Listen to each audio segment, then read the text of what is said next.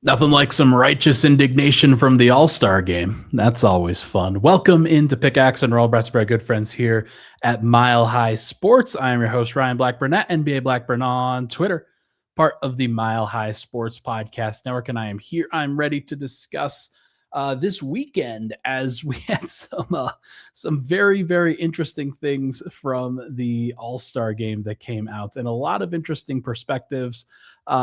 Wrong perspectives from some people, but also like understandable frustrations from some different folks.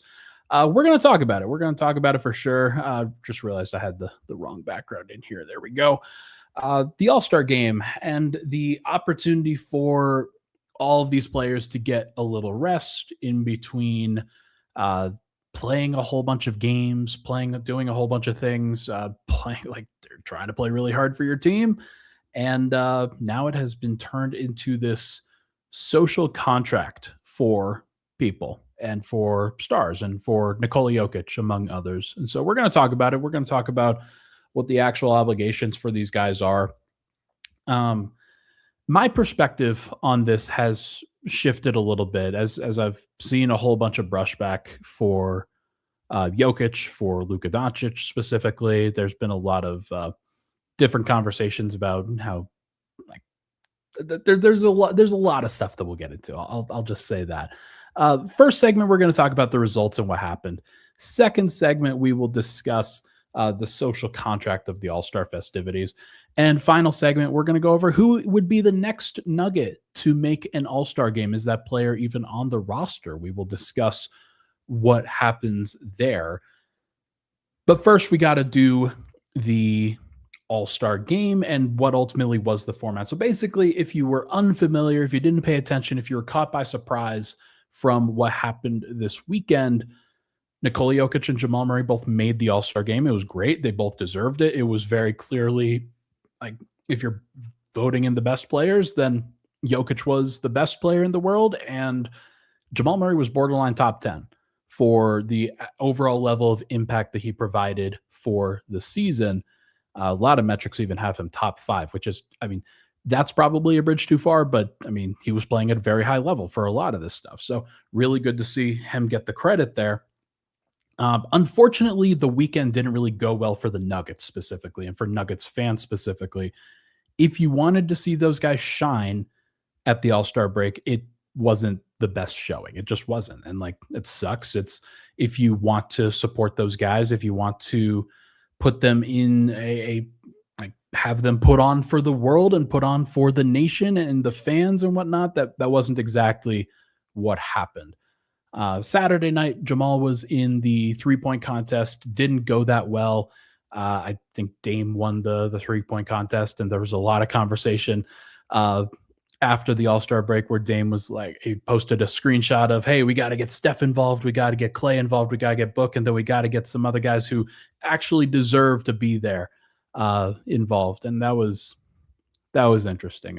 I hope he was talking about Bobby Portis and not Jamal Murray, because Jamal's been just as good of a shooter in any of as Dame has ever been in any of his seasons. I'll say that. It's a little bit different, but I didn't watch the 3-point contest. I was trying to disconnect like a whole bunch of guys. And I think if you're a player, if you're a media, like if there's different obligations for different events, I was just trying to shut it down. I was just trying to take some time. I've spent time with my family on that day. It was great.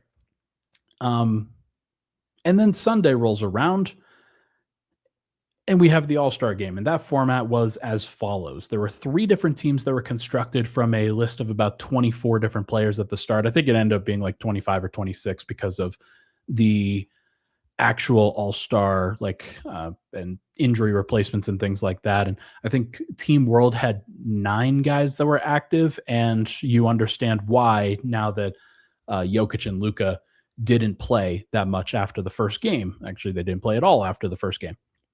The format was as follows. The 2 Team USA teams would each play each other at one point, and Team World would play each of those teams in kind of a round robin style.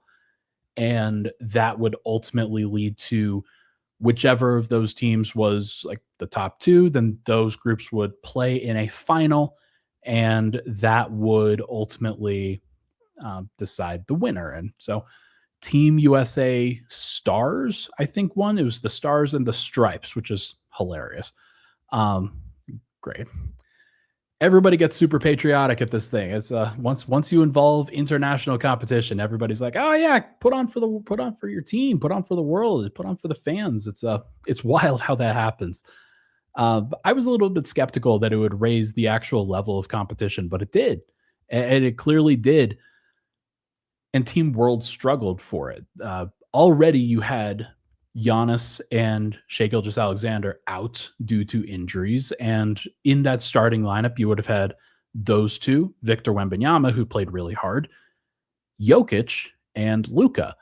And so obviously it puts a lot of strain on other guys when, okay, Shai is out, Giannis is out. Those guys would have definitely played hard in this thing. They would have been trying to compete, doing a lot of things. But ultimately, like, it came down to the idea that, all right, now you've got a couple of those guys out. You would expect the other starters to step up in that case. And that's not what happened. Like, Luka was already on a minutes restriction. He hadn't played up until the All-Star break, and then decided, okay, I'll be out here for the fans for at least a little bit of time. But he clearly wasn't playing that hard, clearly wasn't wanting to do anything too crazy, and decided to play, or they played him for about 5 minutes and then shut him down. What caught everybody by surprise was that Jokic only played 5 minutes as well. And I think that there's less protection here for Joker, given that he had played in the previous 7 games in the regular season and had played a whole bunch of minutes. I know he didn't play well. It's not like he played great during that stretch, and we've talked about that a lot on the show. But he didn't play well in that stretch, and as a result, he still played in the All-Star game. It was the obligation, the social contract, if you will, and then sat down next to Luka for the next couple of games. It was really 1.5 games because Team World lost in overtime of the first game and then lost in regulation in the second game when Kawhi Leonard decided he was going to put up 31 points in 12 minutes against Team World.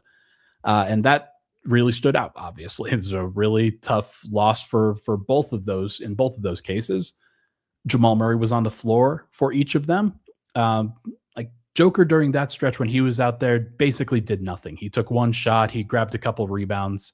He tried to set up a couple of people. Ultimately, it didn't really work out. And very much was like, this is an all-star competition. I'm not going to go all out for this. I'm not sure how much his own personal injuries played a part in him sitting down. Like, was it an injury replacement thing? Was it like him just not wanting to go all out in an exhibition competition? I'm not sure.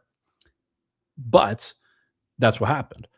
And it left some other guys out to dry, I'll say. Like, when you've got just Wemby out there trying to get up a whole bunch of shots and Jamal's trying to set the table for everybody, and it's guys like Karl Anthony Towns and Alperen Şengün and Norman Powell and Denny Avdia and players like that, it's less formidable, I will say, than a lot of stuff. So Jamal played horribly in the first game. There's no doubt about it. Played horribly. It was not good.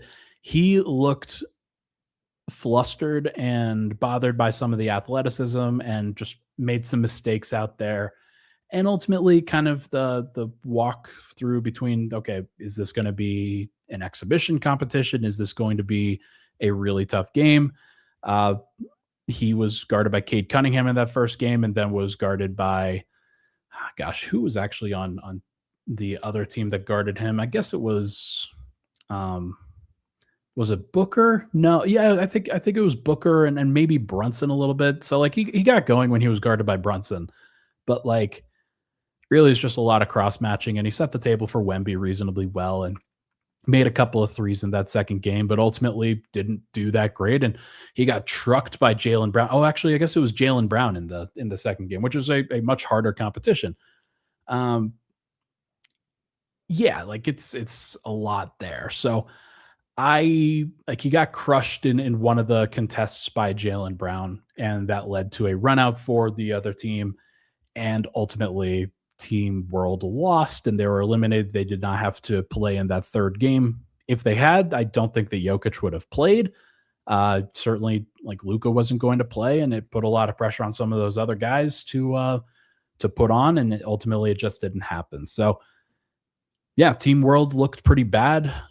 Jamal was average in the second game, really bad in the first game, and that's not what people wanted to see if you're a Nuggets fan. And so it sucks. It's unfortunate.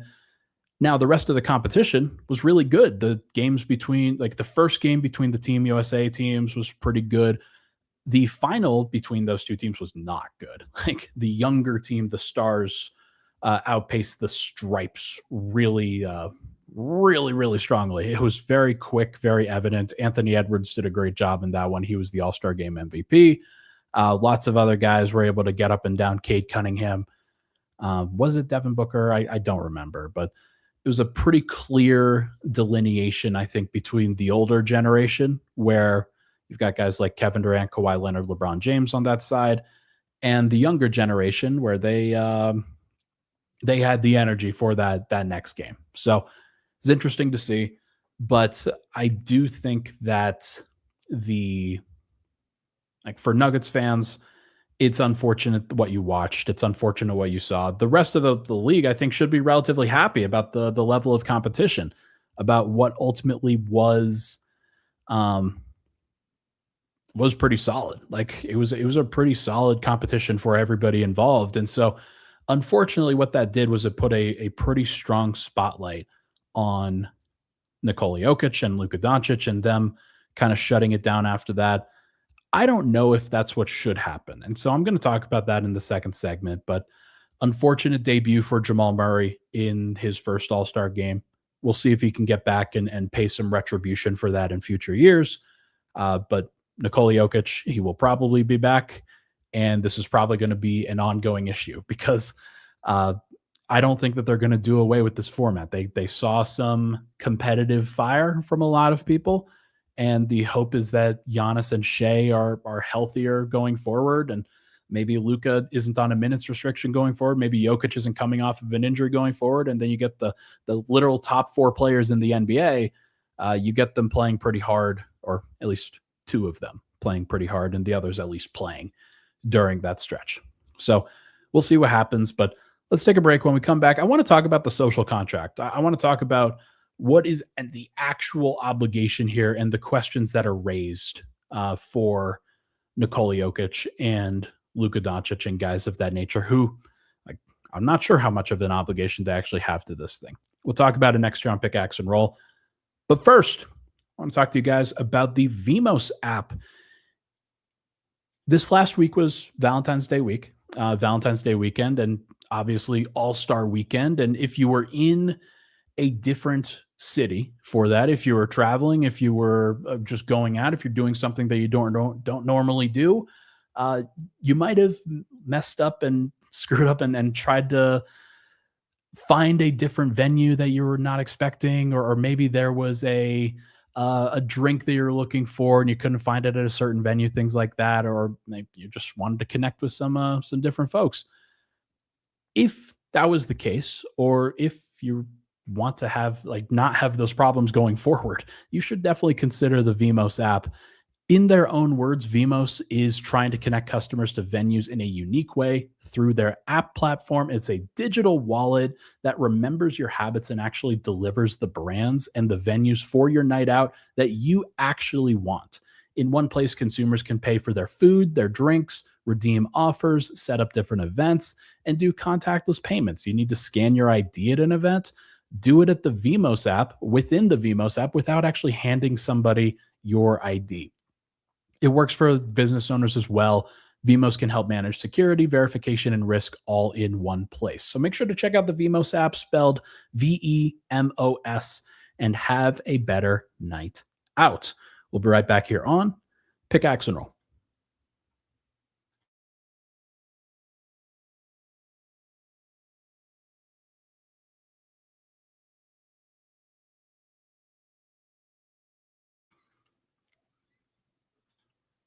All right, We are back. Pickaxe and Roll, Ryan Blackburn here. Thank you so much for tuning into the show, folks. Hit that like button, hit that subscribe button. Would really, really appreciate it.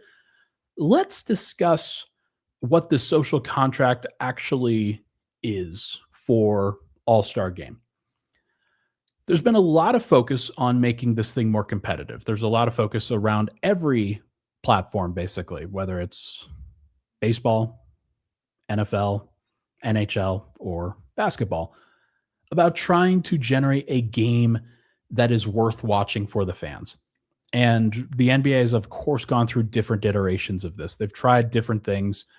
And one of the things that they most recently tried was the Elam ending after Kobe Bryant's passing, where they basically said, okay, we're going to set up this new system. We're going to make it 24 points in the final quarter. The first two, this target score actually was going to win.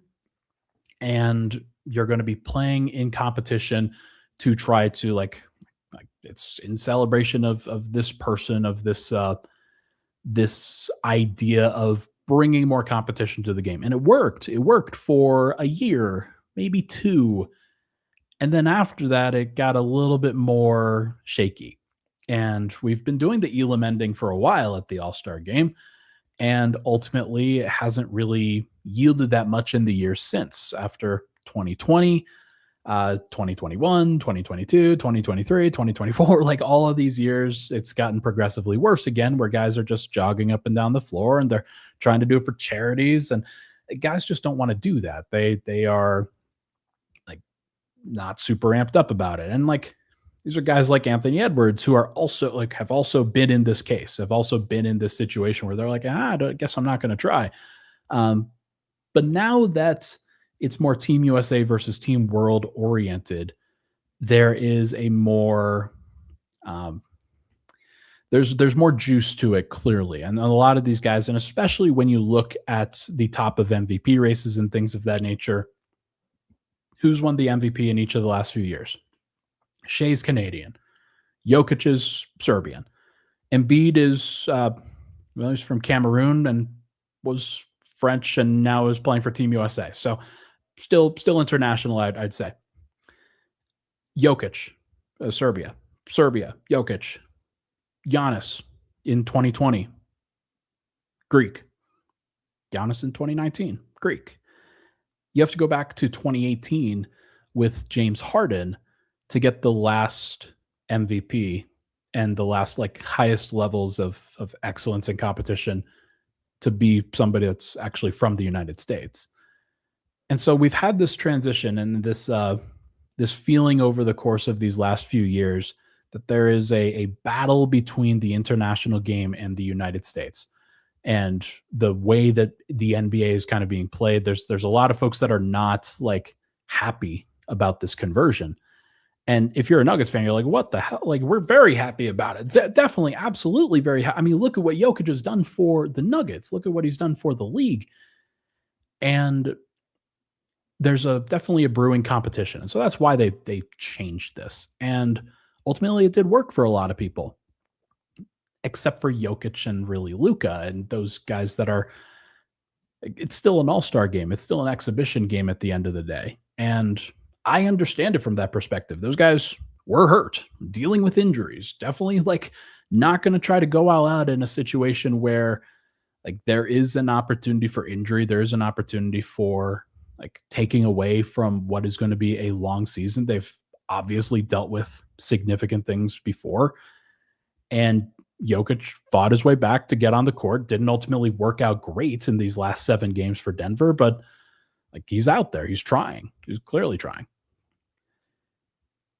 And so I have questions about what the actual social contract is here for players and what the actual expectation should be, because there's a lot of folks that are pretty disappointed in Jokic and Luka kind of phoning it in and not like showing a real like hurrah for competition and really trying to battle out there and really trying to do everything crazy.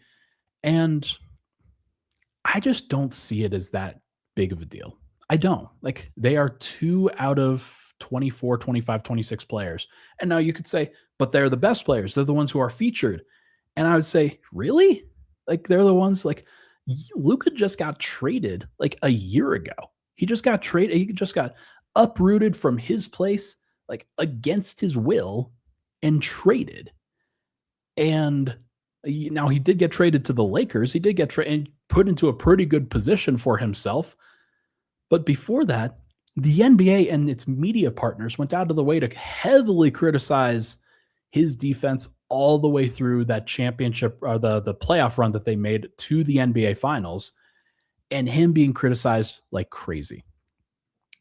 The media partners and everybody involved, the fans and like everybody, went out of their way to say that like Kendrick Perkins went out of his way to say you are basically racist if you don't vote for Embiid, like in the MVP race in 2023.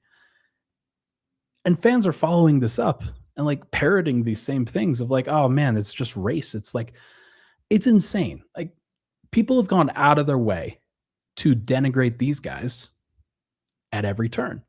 How much obligation do they actually have in return to give back to the fans? Especially when it's a lot of these fans are going out of their way to go crazy about these guys. Like, I don't understand it. You can't have it both ways. The other thing that I thought of over the course of this, if you are complaining about Jokic and Luka not taking the All-Star game seriously, then you also have to give the same energy to every single player that has said no to the dunk contest. Every single one. You know, Jokic and Luka aren't getting those invites. That's for sure. Like they play the game in a different way. They play the game in different, like more, I guess, slowed down, methodical, cerebral styles, like trying to outthink their opponent, things like that. It's not a physical game. Like Jokic uses his body, and like both of them use their body, but it's not for high leaping athleticism. If Anthony Edwards and Kevin Durant and LeBron James and anybody that has any issue with the way that Jokic and Luka try or don't try at an all-star and exhibition, then the other aspects of that exhibition need to be opened up. Who were the 4 players that were at the all-star game or at the dunk contest this year? Jackson Hayes, who's been like settling on an assault charge, among other things. You have Carter Bryant, who is a rookie, Kashad Johnson, who is a rookie, and Jace Richardson, who is not good and also has had 6 dunks in the NBA this entire season and is not somebody that the NBA, like fans really care about in terms of like, oh wow, we've got Jace Richardson in the game. Like that's not how it works. Anthony Edwards, Aaron Gordon put on like while he was out there, that's for sure. Zach LaVine put on while he was out there. Like you don't think that some of these other guys could absolutely put on a show in the dunk contest? LeBron James has never put on for the dunk contest. Like it can't just be about Jokic and Luka in this case. Everybody has their thing. Like guys don't want to be embarrassed because they put up bad dunks at the dunk contest. Jokic doesn't want to be embarrassed in the All-Star game because he doesn't want to like go all out and then have somebody cross him up and him break an ankle or something like that. And then that be living on forever. Like, I don't blame him for that. I don't blame the other guys for not wanting to like go all out for the dunk contest either. But like, let's call a spade here. Like it is the same thing. It just is. And so I don't think that Jokic and Luka specifically have more of an obligation to like put on for this all-star game, this exhibition, than those guys have for putting on for a dunk contest or a 3-point contest or the skills competition or anything else that's a part of it. Those things have been largely been phased to the other days or to the other like competitions. And so there's a lot of people that just want to be out there on Sunday, that just want to do media on Saturday. They don't actually want to do media, obviously, but like they don't want to do like have multiple obligations and things of that nature. They should have to do it. It should be a requirement. If you're gonna like standardize effort for everything, that should be about everything. And so that's how I feel about it. Like if you want to actually put on a show for All-Star Weekend, then that's where you have to start. It's like, hey, you've raised the bar for some of these for this competition. And it's time to raise the bar back for the other stuff. So we'll see if they can actually do it. But I don't know. The dunk contest is just such a joke at this point. I wouldn't watch it if it wasn't a part of the job description. And nor should you. But like, it's really funny. JDE says, Ryan, do not make excuses for Jokic. All Serbian fans are pissed now. I get it. Like, Jokic should try. I would personally like for him to try more. I personally think it's actually good to try at things. And so this is a battle that you're going to have with personality types and guys that don't want to try. But like, they should be at this point, like the goal should be to shame everybody into trying harder, into being like this matters. But you got to show them that it actually matters. And so like the other thing is that if you're Shea, if you're Giannis, like do those guys get a pass because they're injured, but because Jokic and Luka actually like put on the jersey and were out there for 5 minutes, they don't get the pass? What if Jokic just said, hey, my wrist hurts, I'm not going to play, and they got in somebody else that like said something that would play a little bit harder? Maybe that's a little bit better. Yeah, maybe that's a little bit better, but I don't know. This is like, I struggle to figure out how much this actually matters to me at all. Like for various fans, it does. And so like, I think if you're, if you are an NBA fan, you want to see Jokic do a Sombor shuffle in the game. You want to see him try to take a crazy shot. You want to see him try to throw a crazy pass. But it's not like a game that's really conducive to that. Like, I think if you're Jokic, you just got to get, if he had done that at least, then it would have been a little bit different. But like, that's not what happened. So I don't know. We'll see what the actual translation is for a lot of people here, because like there is some brushback, but hey, maybe it just lights a fire under Nikola. Maybe Jamal doesn't like what his performance was for the All-Star game and for the All-Star festivities, and it lights a fire under him, and then the Nuggets go on to win a championship, and then they can spout it in everybody's faces because like everybody cared about the All-Star game. Kind of does remind me of 2023. Remember when Jokic got picked last at the All-Star game by LeBron? There's a through line here. There is definitely a through line here. So we'll see how it goes. I'm curious to see what the brushback is here and what Jokic and Murray's actual response is going to be to this. It'll be interesting. All right, let's take another break. When we come back, we're going to talk about who is the next Nugget to make All-Star game festivities. Not just the actual game itself and with the All-Stars themselves, but the All-Star festivities. We'll talk about it next here on Pickaxe and Roll.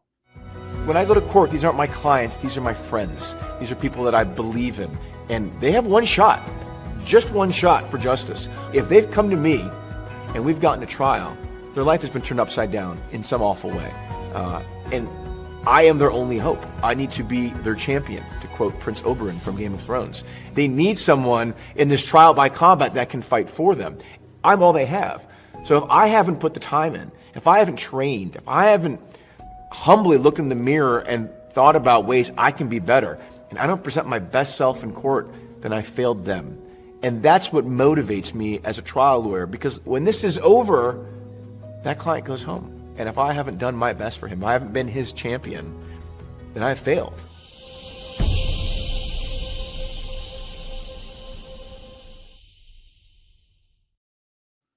All right.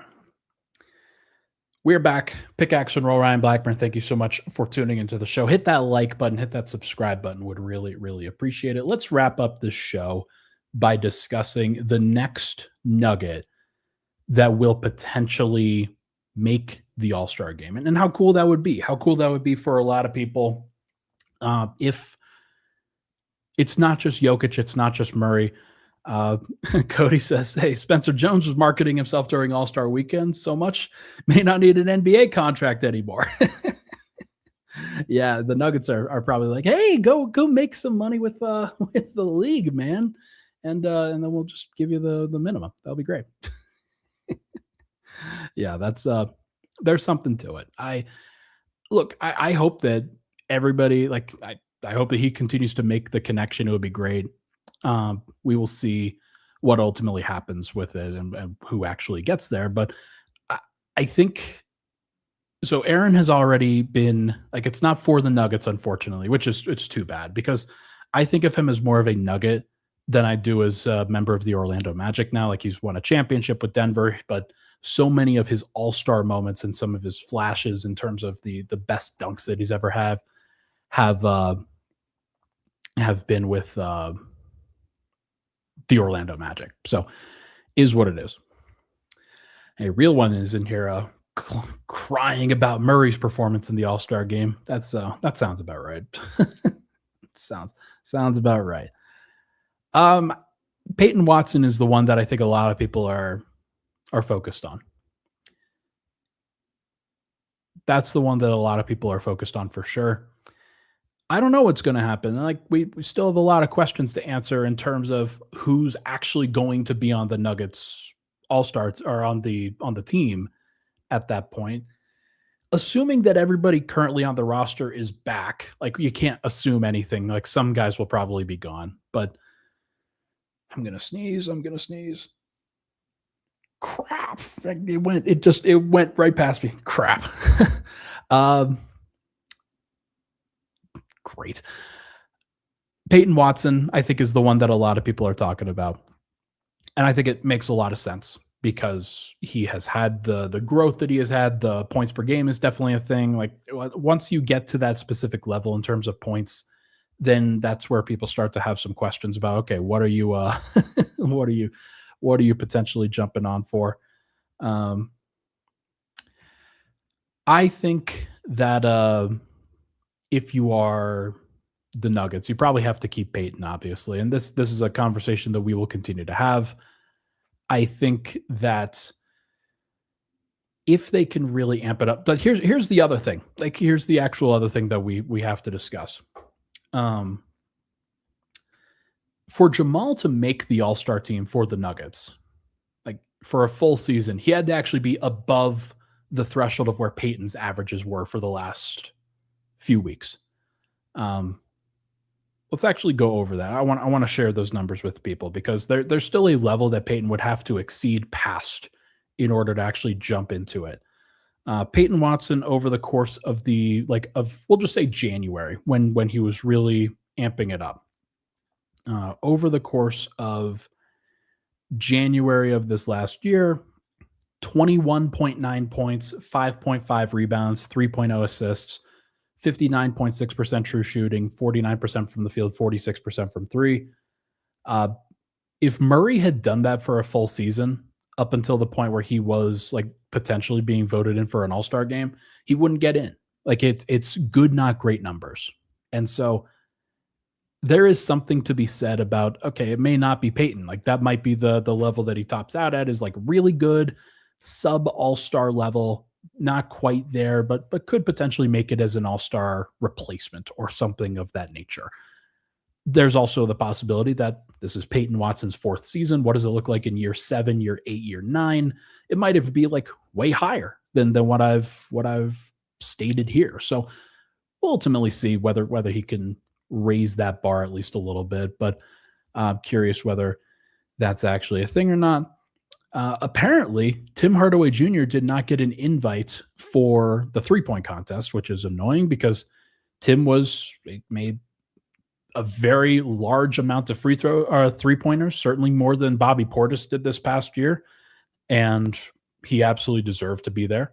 Ultimately, it didn't work. And I'm looking at some of these other names. Cam Johnson, could Cam Johnson make it as a 3-point shooter? Yeah, I would say so. I wouldn't be surprised if he turns it down.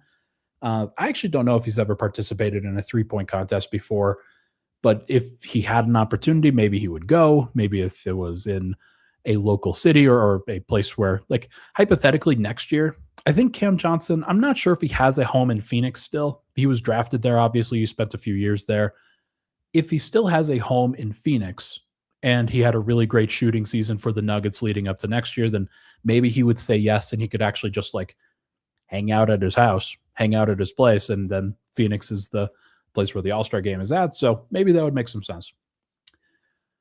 Could Christian Brown be a part of the dunk contest? Could that be a thing where he gets himself fully healthy, puts himself into a good position to make the dunk contest at that point? Yeah, that's something I could see him potentially doing, but I mean, also like I'm not sure. Like I'm not sure how much of a bag he has as a dunker in terms of how impressive it looks because he mostly just jumps off of 1 foot. Would he be able to do like could he do a free throw line dunk? Could he jump from the free throw line at his peak and actually make a dunk at the free throw line? I don't know. Like Kashad Johnson did that in the final of this past dunk contest. I think it was Kashad Johnson. And he was a full step inside the free throw line. I was like, wow, I've been spoiled by Aaron Gordon and Zach LaVine in that dunk contest. And maybe that's the reason why people have not done it since then. It's because nobody can top what they've done. No, it will never, ever look as impressive as what those guys were doing. Although one guy who I think would shine in a dunk contest is Wemby. I would love to see what Victor Wembanyama could break out in a dunk contest and the kinds of things that he could do. Like remember when Dwight Howard put out 2 different baskets and dunked on 2 different baskets in the same time? Could Wemby do that? Absolutely. Could he do that on 2 separate 11-foot rims? That would be sick. That would be amazing. I'd love to see that. Outside of that, like who else could actually make it? Who else could actually do something? Aaron Gordon, I bet, is probably done. Although if it goes back to Arizona, again, that's where he went to college. So we'll see. Maybe there's something that he could do specifically there. Bruce Brown, no. Spencer Jones, no. He's already missed out. He's not going to be a part of the Rising Stars game as much as I love what Spencer Jones has done. He's a role player and very much a hard-nosed worker as opposed to the guys that they want out there, which are the step back jumper kinds of guys. And I don't blame them. Jalen Pickett, no. Jonas Valanciunas, no. Julian Strawther, no, probably not. And like the 3-point efficiency just isn't there. Although like he could shine in a dunk contest or in a 3-point contest setting. Like I could see him actually doing that pretty well. Zeke Naji, no. Deron Holmes, no. Curtis Jones, no. So I think if I was to rank the players that are most likely to be a part of the next All-Star game, Cam Johnson, I think, is at the top because he's the guy that I think could probably make a 3-point contest and then like wouldn't necessarily be an all-star. Peyton Watson's number 2. Tim Hardaway, no, they've already passed up Tim Hardaway. So Christian Brown for the dunk contest would be 3. Although, like, do guys really care? Would he like competing with the likes of Jackson Hayes and Kashad Johnson and guys like that? Is Christian Brown like that much more interesting for people? He's an actual like starter, so it should be. So we'll see what it ultimately looks like. But Denver doesn't have a lot of guys that I think it makes a lot of sense for them to be like that. So I don't know. We will see what happens with it. But I think it's Cam Johnson and Peyton Watson. Really, like those are the 2 guys that I'd be most having expectations for of being a part of those kinds of festivities. And who knows, maybe the next player that Denver drafts in 2026 has an opportunity to be a part of the Rising Stars game, but the next All-Star that they get, who knows? We'll just have to see. All right, everybody, I think that's going to do it for this episode of Pickaxe and Roll. Really appreciate the love and support on the show as always. I know this one wasn't necessarily as fun just because like Nuggets fans didn't have a lot of fun watching the All-Star game, I have to imagine. But we'll see. We'll see where it gets to here. I'm looking forward to seeing what we'll talk about actual Nuggets stuff going forward. I'll do a show tomorrow and we can start to really turn the page on what post All-Star break Nuggets are actually going to look like. Should be good. All right, everybody, have a great day. Be kind to people. I will talk to you guys tomorrow.